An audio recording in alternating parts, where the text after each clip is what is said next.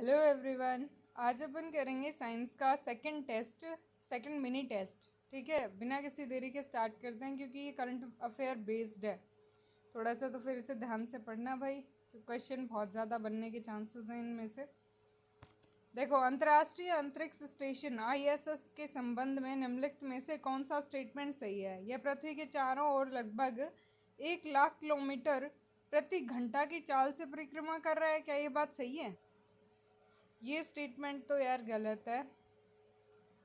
यह 90 मिनट में पृथ्वी की संपूर्ण कक्षा का चक्कर लगाता है। ये स्टेटमेंट सही है। आईएसएस में उपस्थित अंतरिक्ष यात्री लगभग प्रत्येक 45 मिनट में सूर्योदय सूर्यास्त देखते हैं। ये स्टेटमेंट भी सही है। तो ये फर्स्ट स्टेटमेंट गलत है, सेकंड और थर्ड सही है इसका। देखो भाई, फर्स्ट गलत है। क्यों? क्योंकि वास्तविकता में आईएसएस की औसत गति जो है ये 28,000 किलोमीटर प्रति आवर है, लगभग 7.66 किलोमीटर पर सेकंड, न कि 1 लाख किलोमीटर पर घंटा। सेकंड स्टेटमेंट सही है क्योंकि आईएसएस लगभग 90 मिनट में पृथ्वी की एक परिक्रमा पूरा करता है, यानी दिन में लगभग 16 बार पृथ्वी की चक्कर लगाता है। थर्ड स्टेटमेंट सही है क्योंकि आईएसएस में मौजूद अंतरिक्ष यात्री लगभग 45 मिनट में है, हर 45 मिनट में सूर्योदय सूर्यास्त देखते हैं, क्योंकि 90 मिनट में एक चक्र पूरा होता है जिसमें 45 मिनट दिन, 45 मिनट रात होती है। ठीक है, नेक्स्ट क्वेश्चन आता है, निम्नलिखित में से कौन सा किशोर जनसंख्या के समग्र विकास के लिए प्रारंभ किया गया कार्यक्रम है? भाई, राष्ट्रीय किशोर स्वास्थ्य कार्यक्रम, सबला या मनोदर्पण या आयुष्मान भारत स्कूल स्वास्थ्य एवं कल्याण कार्यक्रम? तो भाई वो है राष्ट्रीय किशोर स्वास्थ्य कार्यक्रम। आंसर में ही है, क्वेश्चन में आंसर है। देखो, राष्ट्रीय किशोर स्वास्थ्य कार्यक्रम ये क्या है? ये कार्यक्रम का उद्देश्य 10 से 19 वर्ष के किशोरों के स्वास्थ्य और विकास को समग्र दृष्टिकोण से बढ़ावा देना है। इसमें पोषण, यौन प्रजनन स्वास्थ्य, मानसिक स्वास्थ्य, नशा मुक्ति, चोट, हिंसा व रोकथाम जैसे पहलू शामिल हैं। RKSK का उद्देश्य क्या है भाई? इसका केवल स्वास्थ्य ही नहीं बल्कि समग्र विकास है, physical, mental, emotional, social development करना था। ये आंसर सही है। सबला, ये कार्यक्रम 14 से 18 वर्ष की किशोरियों के पोषण व कौशल विकास के लिए हुआ है, मुख्यतः लड़कियों पर केंद्रित है, सभी किशोरों पर नहीं, इसलिए यह आंशिक रूप से संबंधित है पर समग्र किशोर जनसंख्या के लिए नहीं। मनोदर्पण, ये क्या है भाई?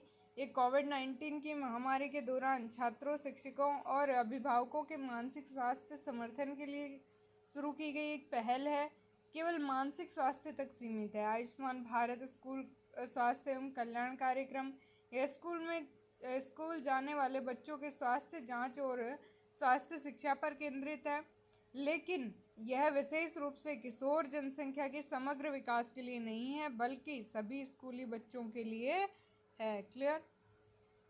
नेक्स्ट क्वेश्चन आता है, हाल ही में निम्नलिखित में से किस स्थान पर भारत का पहला एनालॉग अंतरिक्ष मिशन प्रारंभ किया गया?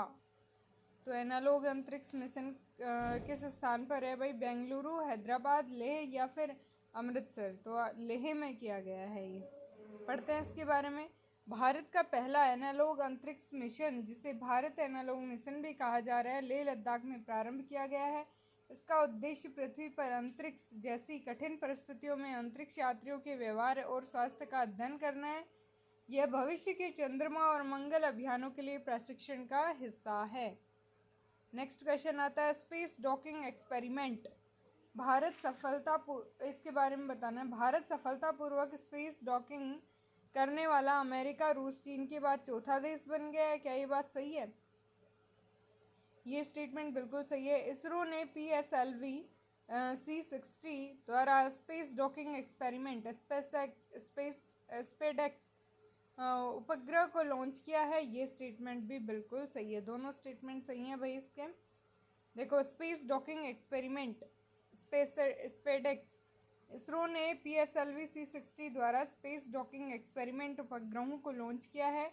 स्पेस डॉकिंग में दो अंतरिक्ष यानों, मानव युक्त और मानव रहित, को एकदम सटीक तरीके से एक दूसरे के साथ भौतिक रूप से जोड़ा जाता है, जिससे दोनों अंतरिक्ष यान ईंधन भरने और मरम्मत करने और चालक दल के आदान प्रदान जैसे अत्यंत महत्वपूर्ण कार्यों के लिए एक इकाई के रूप में कार्य करने में सक्षम रहते हैं। नेक्स्ट क्वेश्चन है, हाल ही में समाचारों में रहा RHUMI फर्स्ट के संदर्भ में निम्नलिखित कथनों पर विचार कीजिए। फर्स्ट स्टेटमेंट है, रूमी फर्स्ट भारत का पुनः प्रयोजक यानी रीयूजेबल हाइब्रिड रॉकेट है जिसका सफल प्रक्षेपण किया गया है। बात बिल्कुल सही है। इसका विकास भारतीय अंतरिक्ष अनुसंधान संगठन इसरो के द्वारा किया गया है। यार पता नहीं। रूमी फर्स्ट एक तरह का हाइब्रिड रॉकेट इंजन है। इसमें ठोस और तरल प्रणोदक के कॉम्बिनेशन का उपयोग किया गया है। ये स्टेटमेंट भी सही है। तो 1 और 3 इसका आंसर है। देखो भारत ने अपना पहला reusable hybrid rocket Rumi first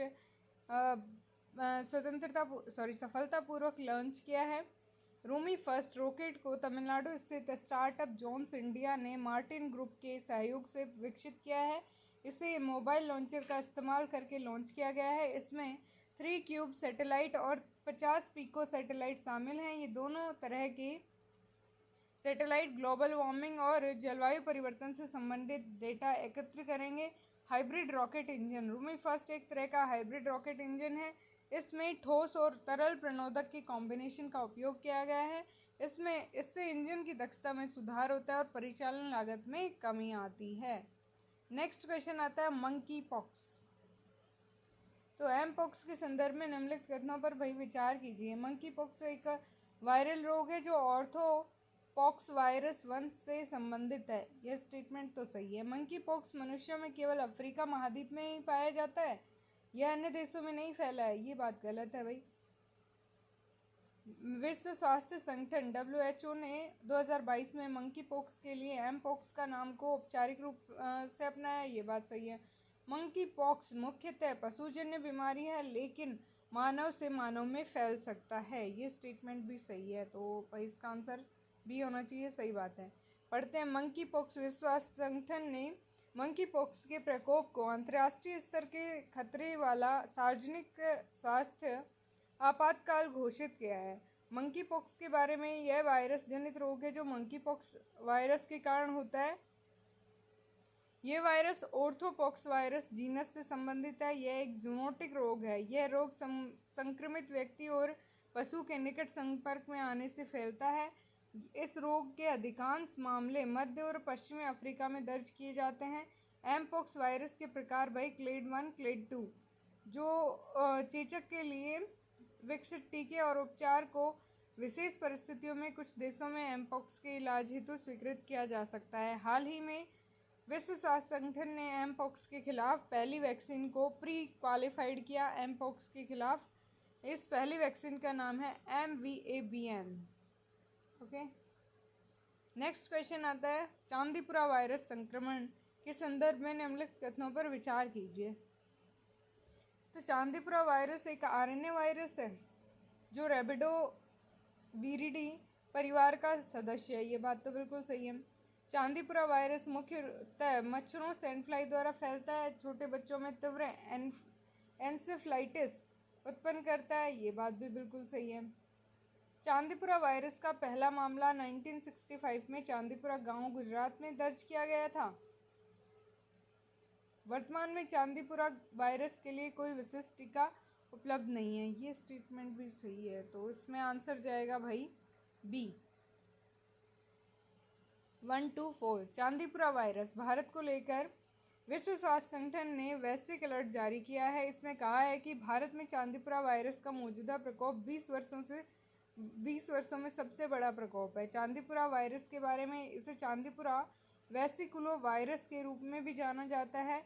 यह रेबिडोविरिडी फैमिली से संबंधित एक राइबोन्यूक्लिक एसिड वायरस है। यह भारत के पश्चिम मध्य दक्षिण भागों में विशेष रूप से मानसून के मौसम के दौरान एक्यूट एन्सेफ्लाइटिस सिंड्रोम के प्रकोप के लिए जाना जाता है। संक्रमण यह सैंडफ्लाई मच्छरों, किलनी जैसे रोग वाहकों द्वारा फैलता है।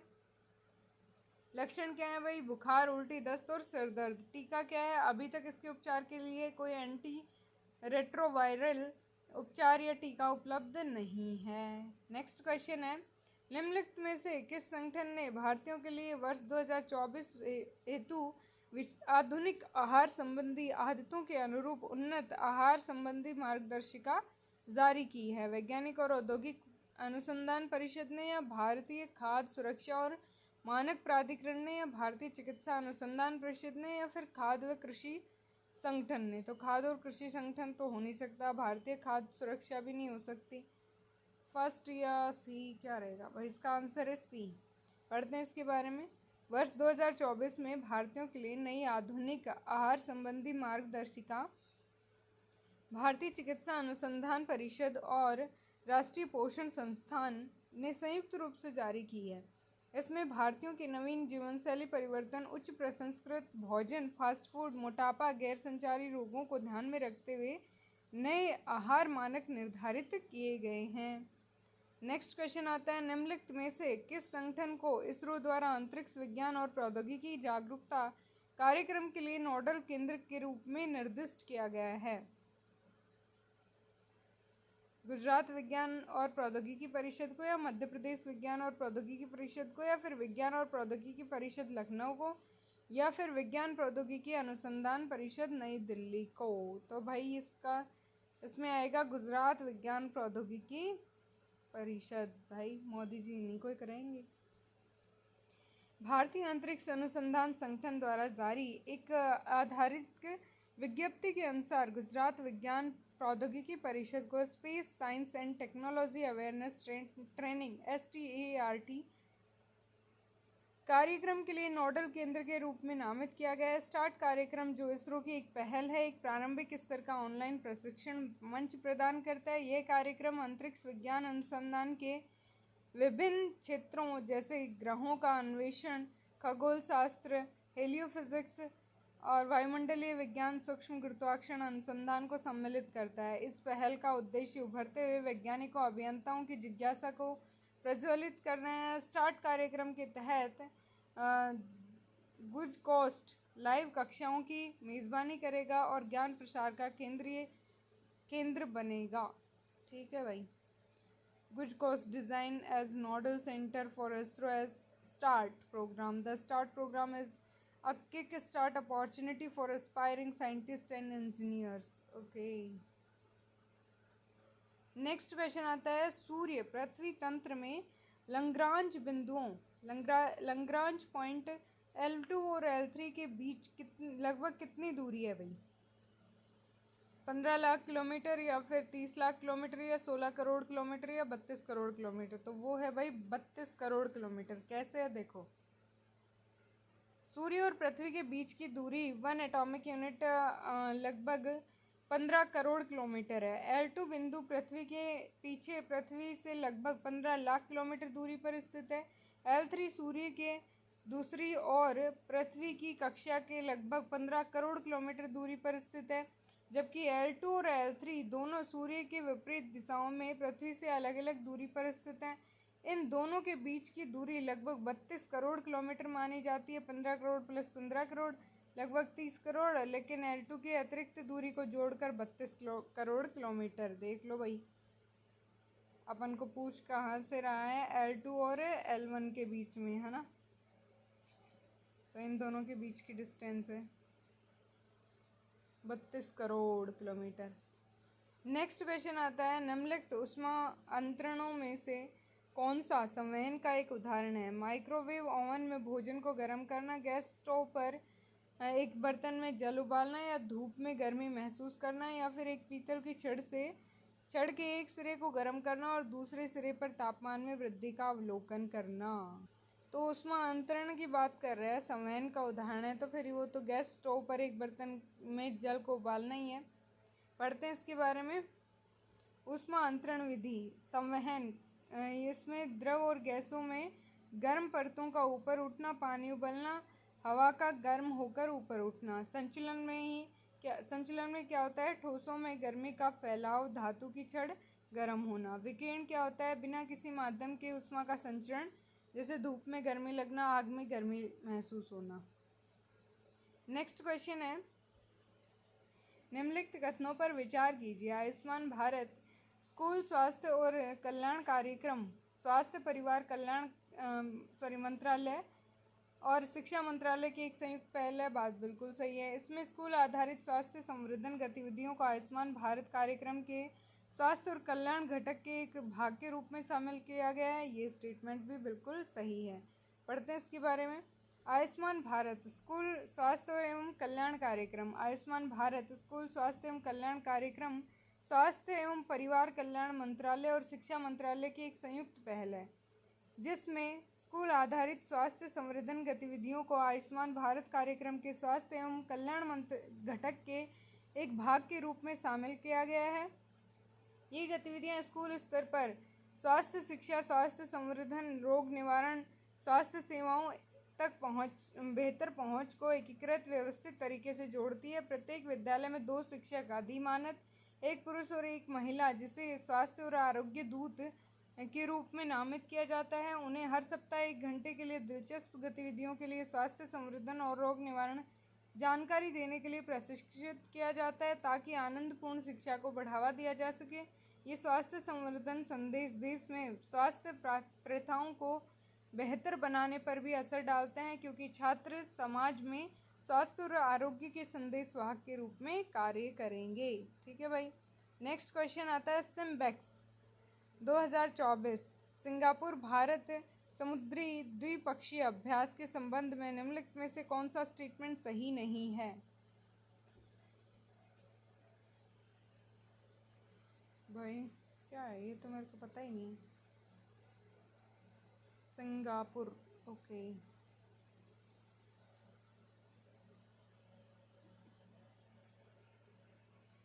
वर्ष 1994 में अभ्यास लॉइन के रूप में सिम्बेक्स का प्रारंभ हुआ था। ये तो गलत है।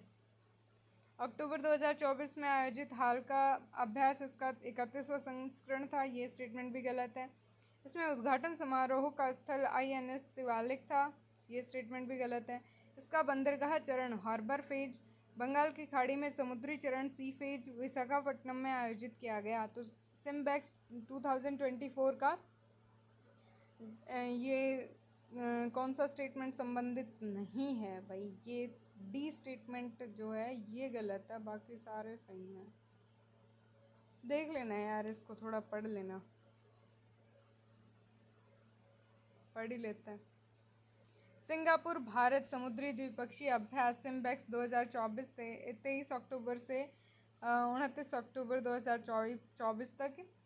सिंगापुर भारत समुद्री द्विपक्षीय अभ्यास सिम्बेक्स का 31वां संस्करण 23 से 29 अक्टूबर 2024 तक पूर्वी नौसेना कमान विशाखापट्टनम में आयोजित हो रहा है। सिंगापुर गणराज्य के नौसेना जहाज RSS टेनासियस, जिसमें हेलीकॉप्टर शामिल हैं, सिम्बेक्स 2024 में भाग लेने 23 से 24 अक्टूबर विशाखापट्टनम पहुंचा। सिम्बेक्स जो 1994 में एक्सरसाइज लायन किंग के रूप में शुरू हुआ था, तब से भारतीय नौसेना और सिंगापुर गणराज्य की नौसेना के बीच सबसे महत्वपूर्ण द्विपक्षीय समुद्री सहयोगों में से एक बन गया है। अभ्यास 2 चरणों में आयोजित किया जाएगा, 23 से 25 अक्टूबर तक विशाखापट्टनम में बंदरगाह चरण और 28 से 29 अक्टूबर तक बंगाल की खाड़ी में समुद्री चरण। इस वर्ष के संस्करण का उद्देश्य भारत और सिंगापुर के बीच रणनीतिक साझेदारी को मजबूत बनाना है, ताकि अंतःक्रियाशीलता बढ़ाई जा सके, समुद्री डोमेन को लेकर सुधार हो सके और सामान्य समुद्री चुनौतियों का समाधान करने के लिए सहयोग को बढ़ावा दिया जा सके। बंदरगाह चरण में विशेष वस्तु विशेषज्ञ आदान प्रदान, क्रॉस डेक विजिट्स, खेल कार्यक्रम, दोनों नौसेनाओं के कर्मियों के बीच में पूर्वी नौकायन ब्रीफिंग शामिल होंगे। समुद्री चरण में उन्नत नौसेना अभ्यास देखने को मिलेंगे, जिसमें लाइव हथियार फायरिंग, पनडुब्बी रोधी युद्ध प्रशिक्षण, सतह रोधी, हवा रोधी संचालन, समुद्री कौशल विकास और सामरिक युद्धाभ्यास शामिल हैं। सिम्बेक्स 24 की शुरुआत के लिए उद्घाटन समारोह 24 अक्टूबर से 24 अक्टूबर 2024 को INS शिवालिक पर आयोजित किया जाएगा और इसमें पूर्वी बेड़े और सिंगापुर नौसेना को भाग लेने वाली इकाइयाँ शामिल होंगी। तो भाई ये 2024 में हुआ था, उस टाइम देख लेना। नेक्स्ट क्वेश्चन है PM प्राणाम पहल का उद्देश्य धरती माता के स्वास्थ्य की रक्षा के लिए राज्य या संघ राज्य क्षेत्रों के प्रयासों का समर्थन करना पीएम प्रणाम किसकी संक्षिप्ति है? PM programme for restitution awareness generation nourishment and amelioration of the mother earth. PM programme for restoration awareness generation nourishment and amelioration of mother earth. ये लगभग सेम ही क्यों लग रहे हैं यार मेरे को, तो क्या आएगा इसका आंसर? भाई इसका आंसर बी आएगा जो भी पढ़ा है। देखो, PM programme for restoration awareness generation nourishment and amelioration of mother earth pm pranam aims to preserve the health of mother earth through the promotion of sustainable and balanced fertilizer use, adoption of alternative fertilizers and promotion of organic farming. Under pm pranam, 14 states have shown a reduction of 15.14 lmt in consumption of chemical fertilizer during fiscal year 2023-24 as compared to the average consumption of previous 3 financial year. Hindi medium वालों की हिंदी आई जाती है। Next question है भाई 21वें ASEAN Bharat शिखर सम्मेलन के संबंध में निम्नलिखित में से कौन सा स्टेटमेंट सही नहीं है? ये लाओ पीडीआर में आयोजित किया गया था। यह शिखर सम्मेलन के लिए अध्यक्षीय विषय चेयर एस थीम क्या थी भाई? सृजनात्मक और समुत्थानशीलता बढ़ाना। भारत ने इसे 2025 में को एशियान भारत पर्यटन वर्ष के रूप में घोषित कर दिया और भारत ने एशियन नेताओं को माँ के लिए एक पेड़ लगाओ अभियान में सम्मिलित होने के लिए आमंत्रित किया। तो भाई कौन सा स्टेटमेंट गलत है इसमें? पढ़ना पड़ेगा फिर पता चलेगा। देखो, एशियन लाओ पर पीडीआर 2024। चलो, ये तो फर्स्ट स्टेटमेंट तो इसका सही है। लाओस जनवादी लोकतांत्रिक गणराज्य के प्रधानमंत्री सोनक्यास सिपानदोन के निमंत्रण पर प्रधानमंत्री मोदी ने 10 से 11 अक्टूबर 2024 को लाओस की 2 दिवसीय यात्रा की। इस दौरान वह 21वें आसियान भारत शिखर सम्मेलन 19वें पूर्वी एशिया शिखर सम्मेलन में शामिल हुए। दक्षिण पूर्वी एशियाई राष्ट्र संगठन का संक्षिप्त रूप एशियान है। आसियान जो है ये भारत शिखर सम्मेलन 2024 में के बारे में देखो भाई, संस्करण ये 21वां था। आयोजन स्थल वियंतियाने लाओ पीडीआर है। आयोजन इसका 10 अक्टूबर 2024 को। अध्यक्षता इसकी लाओस द्वारा की गई। सदस्य भारत सहित आसियान के समूह के सभी 10 सदस्य जैसे Brunei, Cambodia, Indonesia, Laos, Malaysia, Myanmar, Philippines, Singapore, Thailand और वियतनाम। ओके। आसियान भारत सम्मेलन 2024 में कनेक्टिविटी व लचीलापन थीम पर प्रधानमंत्री मोदी ने 10 सूत्रीय योजना की घोषणा की। फर्स्ट इसमें क्या है? वर्ष 2025 को आसियान भारत पर्यटन वर्ष के रूप में मानना। भारत द्वारा $5 मिलियन उपलब्ध कराना। युवा शिखर सम्मेलन, स्टार्टअप महोत्सव, हॉकथॉन, संगीत महोत्सव, ASEAN Bharat think tank network and Delhi dialogue सहित कई केंद्रित गतिविधियों के माध्यम से एक्ट ईस्ट नीति के 1 दशक का उत्सव मनाना। आसियान भारत विज्ञान एवं प्रौद्योगिकी विकास निधि के तहत आसियान भारत महिला वैज्ञानिक सम्मेलन आयोजित करना। नालंदा विश्वविद्यालय में छात्रवृत्ति की संख्या दुगनी करना और भारत में कृषि विश्वविद्यालयों में आसियान के छात्रों के लिए नई छात्रवृत्ति का प्रावधान। वर्ष 2025 तक आसियान भारत वस्तु व्यापार समझौते की समीक्षा करना। आपदा लचीलापन बढ़ाना। भारत द्वारा $5 मिलियन उपलब्ध कराना। स्वास्थ्य की दिशा में स्वास्थ्य मंत्रियों का एक नया ट्रैक शुरू करना। डिजिटल एवं साइबर नीति मजबूत करने की दिशा में आसियान भारत साइबर नीति वार्ता का एक नियमित तंत्र शुरू करना। ग्रीन हाइड्रोजन पर कार्यशाला और जलवायु पुनरुत्थान की दिशा में एक वृक्ष माँ के नाम अभियान में शामिल होने के लिए आसियान नेताओं को आमंत्रित करना। ठीक है भाई। नेक्स्ट क्वेश्चन आता है, निम्नलिखित कथनों पर विचार कीजिए।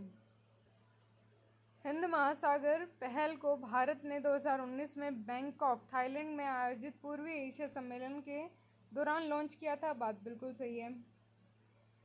तापी गैस पाइपलाइन परियोजना को दक्षिण पूर्वी तुर्कमेनिस्तान और गालकिनीस गैस क्षेत्र से निकाली गई प्राकृतिक गैस का अफगानिस्तान पाकिस्तान से होते हुए भारत तक पहुंचने के लिए डिज़ाइन किया गया है। बात बिल्कुल सही है। Bharat Indo Pacific economic framework का सदस्य नहीं है। नहीं भाई, ये है। G4 राष्ट्रीय संयुक्त राष्ट्र सुरक्षा परिषद में अस्थायी सीटों के लिए एक दूसरे के लिए दावेदारी का समर्थन करते हैं। पता नहीं। नॉर्दर्न यूनाइटेड 2024 के संयुक्त नौसेना व वायुसेना अभ्यास में भारत भी शामिल होगा। नहीं। तो भाई इसमें दो स्टेटमेंट इसमें सही हैं। फर्स्ट और सेकंड, 3, 4, 5 गलत हैं। Bharat Indo Pacific economic framework का सदस्य है। G4 राष्ट्र स्थायी सीटों के लिए एक दूसरे की दावेदारी का समर्थन करते हैं। G4 राष्ट्र कौन कौन से हैं भाई? ब्राज़ील, जर्मनी, भारत और जापान। नॉर्दर्न यूनाइटेड 2024 हाल ही में चीन और रूस ने संयुक्त नौसेना व वायुसेना अभ्यास नॉर्दर्न यूनाइटेड 2024 की घोषणा की है। नेक्स्ट क्वेश्चन आता है, निम्नलिखित कथनों पर विचार कीजिए। डच अर्थव्यवस्था में एक ऐसे विरोधाभास को दर्शाता है जहां अर्थव्यवस्था में किसी एक क्षेत्र के तेजी से विकास के कारण अन्य क्षेत्रों में गिरावट आती है। वर्ल्ड बैंक इन अर्थव्यवस्थाओं को मिडिल इनकम वाले देश के रूप में वर्गीकृत करता है, जिनकी प्रति व्यक्ति सकल राष्ट्रीय आय 1135 अमेरिकी डॉलर से 13,846 अमेरिकी डॉलर के बीच में है। वधावन बंदरगाह पतन को भारत के 13वें महापतन के रूप में स्थापित किया जाएगा तथा यह देश का सबसे बड़ा कंटेनर पोर्ट होगा। भाई इसमें कौन सा स्टेटमेंट सही है? नहीं पता। सारे स्टेटमेंट इसमें सही हैं।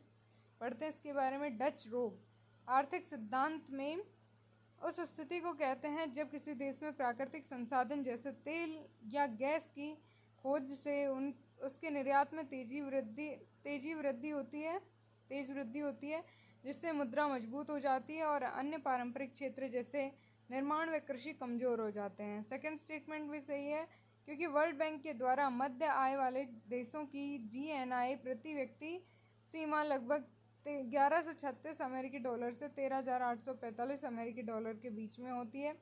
थर्ड स्टेटमेंट भी सही है, क्योंकि वधावन बंदरगाह महाराष्ट्र में प्रस्तावित भारत का 13वां प्रमुख बंदरगाह बनने जा रहा है। इसे भारत का सबसे बड़ा कंटेनर पोर्ट बनाने का प्रस्ताव है, जो JNPT जवाहरलाल नेहरू पोर्ट के दबाव को कम करेगा। तो थर्ड स्टेटमेंट भी सही है। तीनों स्टेटमेंट सही हैं। नेक्स्ट क्वेश्चन आता है, निम्नलिखित कथनों पर विचार कीजिए। भारत संयुक्त राज्य अमेरिका के नेतृत्व वाले खनिज सुरक्षा भागीदारी MSP वित्त नेटवर्क में शामिल हुआ। ये बात तो बिल्कुल सही है। भारत सरकार ने भारत के लिए 30 क्रिटिकल मिनरल की सूची जारी की। ये बात भी सही है। भारत में उद्योग संवर्धन और आंतरिक व्यापार विभाग किसी व्यवसाय को एक स्टार्टअप के रूप में मान्यता देता है। ये स्टेटमेंट भी सही है। तो इसमें पूछा क्या है? ऐसा तो इसमें कोई नहीं है भाई। पढ़ते हैं इसके बारे में। भारत 2023 में मिनरल सिक्योरिटी पार्टनरशिप MSP में शामिल हुआ। MSP एक बहुपक्षीय पहल है। इसका नेतृत्व अमेरिका कर रहा है। इसका उद्देश्य क्रिटिकल मिनरल सुरक्षित और टिकाऊ आपूर्ति श्रृंखला को बढ़ावा देना है। सेकंड स्टेटमेंट भी सही है, क्योंकि भारत सरकार ने वर्ष 2023 में 30 महत्वपूर्ण खनिजों की एक राष्ट्रीय सूची जारी की है, जिसमें लिथियम, कोबाल्ट, ग्रेफाइट, निकल, टाइटेनियम आदि शामिल हैं। थर्ड स्टेटमेंट सही है, क्योंकि उद्योग संवर्धन और आंतरिक व्यापार विभाग भारत में स्टार्टअप को मान्यता प्रदान करता है। स्टार्टअप इंडिया की योजना के तहत कोई भी नवाचार आधारित व्यवसाय DPIIT से स्टार्टअप प्रमाण पत्र प्राप्त कर सकता है। नेक्स्ट क्वेश्चन आता है, निम्नलिखित में से कौन सा स्टेटमेंट सही नहीं है? नहीं पूछा है भाई। फिलाडेल्फी कॉरिडोर इजराइल और हमास के बीच विराम वार्ता पर, ये स्टेटमेंट तो बिल्कुल सही है। सेकंड, थॉमस सॉल्व फिलीपींस और रूस के बीच विवाद नहीं। बाट्टा गाय का क्रेटर, यह क्रेटर जमीन पर बर्फ पिघलने के साथ हर साल बढ़ रहा है। ये बात सही है। कांगो लोकतांत्रिक गणराज्य M23 समूह और DRC की सेना के बीच में सशस्त्र संघर्ष, ये स्टेटमेंट सही है। ओनली B स्टेटमेंट गलत था। सेकंड, थॉमस सॉल्व फिलीपींस और चीन के बीच में विवादित क्षेत्र जो दक्षिण चीन सागर में स्थित है। ठीक है भाई। नेक्स्ट क्वेश्चन आता है, निम्नलिखित कथनों पर विचार कीजिए। पोर्ट ब्लेयर का नाम बदलकर श्री विजयपुरम कर दिया गया, बात बिल्कुल सही है। भारत सरकार ने सेंटिनल द्वीप में पर्यटन को अवैध घोषित नहीं कर रखा है, ये स्टेटमेंट पता नहीं भाई, इसमें ओनली फर्स्ट स्टेटमेंट सही है। देखो क्यों सेकंड स्टेटमेंट बिल्कुल गलत है, क्योंकि भारत सरकार ने सेंटिनल द्वीप में पर्यटन को अवैध घोषित कर रखा है। यह द्वीप अंडमान द्वीप समूह में से एक है और सेंटिनली जनजाति यहाँ रहती है।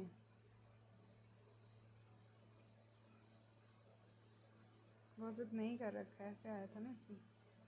ठीक है भाई, तो ये पेपर हो गया कंप्लीट। अब एक और लास्ट बचा है मिनी टेस्ट, उसके बाद फुल टेस्ट है यार, इतना टाइम तो नहीं बचेगा। अपन मिनी टेस्ट यहाँ पे कर लेते हैं, बाकी फिर यार अपने आप करो। Okay bye bye, take care.